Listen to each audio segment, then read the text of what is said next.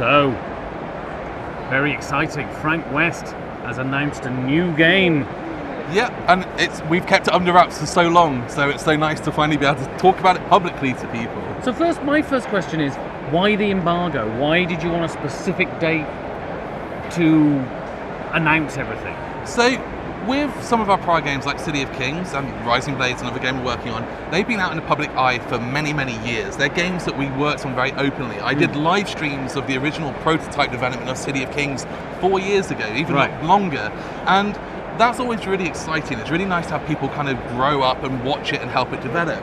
But Sarah and I, my partner, we've been thinking we want to be able to make other types of games. We want to make smaller games. We want to be able to make mid-weight games, and do we need to kind of talk about those for years? How do we do that? Am I at a point now where if I say to people, I'm about to release a game, do they care? Are they excited by that? And we really want to use this as a test just to see when we announce it, how that kind of impacts it. And if the game itself is good enough to sell itself, because 4 years of build, there's loads of word of mouth, there's loads of this, but with the 3-week window we're giving, it's got to speak for itself. People have got to be excited for it to sell. So what is this game?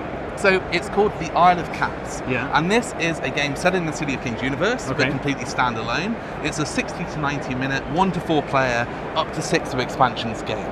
And this is based around the concept that Vesh, who's the evil guy in the City of Kings universe, has found this ancient island that's filled with riches, and he's going there to plunder the resources. So you are on a rescue mission. You are a citizen of just a local town, and you've got your boat, and you're running to the island to get there first to rescue as many fantastical cats that inhabit this island before he gets there. Right. So at its heart, this island contains 5 different species of rare cats, and they are all shaped as different polyomino tiles, and it is a card drafting polyomino game with basic resource management. So you're going to be drafting cards, you're going to then be paying for those cards, and then you're going to be using those cards to get polyomino tiles that you're going to be then placing onto your boat.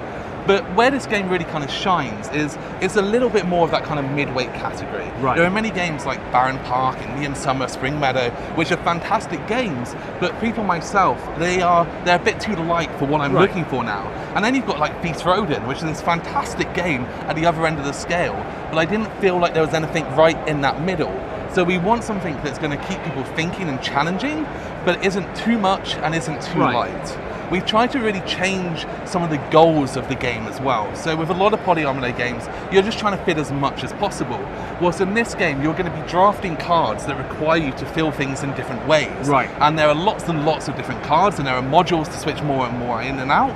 So it's about how do I use my tiles to fill certain rules, like I need to have 5 of them on this side of my thing. And because they're different colours, I need to have 2 of this colour in this area and 2 of this colour in this area. But also I'm only allowed to have 3 of any colour at one point to get this one, and I want to have 2 of them over here. So it's really thinking about how do you complete all of those personal objectives by filling your boat with these tiles. And so when's it coming? Is it going to Kickstarter? Is it going straight into retail? So it will be on Kickstarter on the 25th of June, which will be the launch day on Tuesday, and it will be at 4 o'clock UK time, so around kind of 8 a.m, 10 a.m. kind of American time, give or take. And when do you hope to have it in people's hands? So we're hoping to ship it kind of early next year, so it will be kind of around February, March would be the expectation, assuming of course that the Kickstarter is successful. Brilliant. Well, Frank, thank you very much. Cool, no worries. Thank you very much. I appreciate it.